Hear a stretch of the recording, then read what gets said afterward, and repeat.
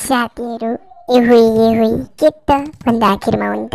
हजुरहरूले मलाई चिन्नुभएको छैन भने हजुरहरूले कृपया सकिएको नि भनेर युट्युब च्यानलमा सार्च गर्नुहोला र चिन्नुभएको छ भने हजुरहरूले कमेन्ट गर्नुहोला सकिएको निको म कुन चाहिँ क्यारेक्टर रहेछु त होइन के गर्छु।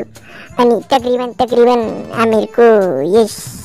हामीहरूको एपिसोड यस च्यानलमा आसाम टकिङ टम च्यानलमा जहिले भन्नाले हप्तामा 2 दिन मात्रै रहनेछ। बाँकी दिन कान्छी भुन्टी यी सब अन्य कमेडी भिडियो आउने छन् र यस्ता खालका भिडियो हेर्नका लागि अहिले नि हामीहरूको यस आसाम टकिङ टम च्यानललाई सब्सक्राइब गरेर जरुर जोडिनुहोला र आजको यस भिडियो कस्तो के लाग्यो प्रतिक्रिया दिनुहोला। आज चाहिँ इन्फर्मेसनको लागि मात्रै आए है त, केही अप्ठ्यारो नमान्नुहोला र आगन्तुक हामीले राखेका एपिसोडमा हँसौँ नसकेका कि छैनौँ कमेन्ट गर्नुहोला।